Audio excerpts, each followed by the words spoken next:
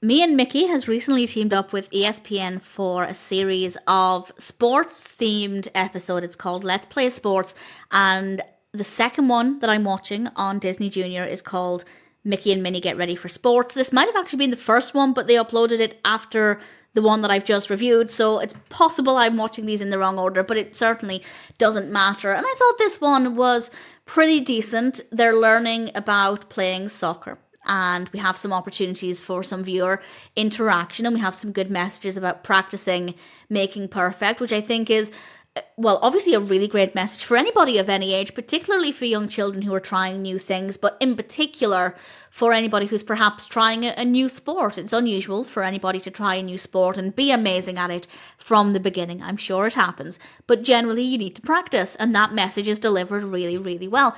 It starts off with them unpacking a sports bag, and Minnie asks the viewer which ball they're going to play with, and she holds up a soccer ball and a square soccer ball, which I have to say really amused me more than I expected it to. The animation for it is fabulous. And of course, the viewer is encouraged to pick the round ball, and then they talk about getting into ready position, and we have some physical movement, and they repeat this a couple of times, which I think is pretty great. I know nothing about soccer at all. I did Google the ready position, and it is apparently a thing, apparently mostly by goalkeepers and defence. I don't know what I'm talking about, but it is a thing, and I thought that was a really good thing to include.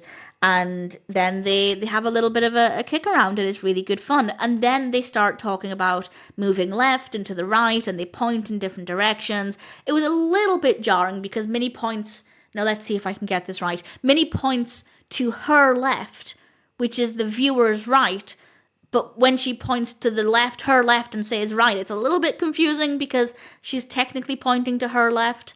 So for me as a viewer, I did think, well, that's your left. So looking at the character pointing to her left, it could be a little bit confusing. And it could, if the viewer's watching it and they're trying to mirror Minnie. I think I'm overthinking it. I don't think very young children will be confused. They will just know that pointing to that side of the screen is to the right, hopefully. But it would have been better if they'd used arrows on screen rather than having Minnie point, because obviously it's backwards, or Minnie should have had her back to the screen, maybe looking over the shoulder, pointing to the right with her right hand. I'm overthinking it, but it's just a small detail where I think they could have improved it and made things a little bit clearer. For example, when people are learning dancing, usually the teacher is facing front, and when they point to the right, they're pointing to the right with their right hand and their right side of their body. So it could have been done differently, it could have been stronger, but nevertheless, we are getting some education here. And at the very end, the viewer is given a sticker. I don't think I mentioned this in the previous discussion, but there was also a sticker there, so there are some to collect. I don't know if they're going to merchandise those, but that would be pretty cool. I can't imagine there'll be too many of the stickers, and I think that would be quite a nice thing to merchandise if they do, and it's always nice to have a reward after some nice physical activity. So I thought it was pretty decent.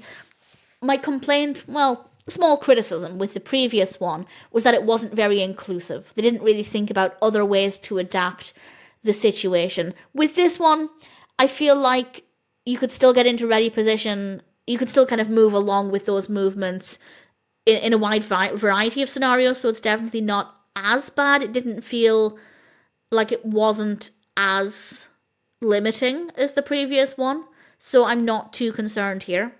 But going forward, I would be keen to see how accessible and how inclusive the different segments are, because obviously sports should be accessible to everybody in one way or another. So I'm keen to see what they do going forward. But either way, I thought this was pretty decent. If this is the introduction and I've watched them in the wrong way, it's really solid. It's a good fun episode, and I'm looking forward to watching the rest.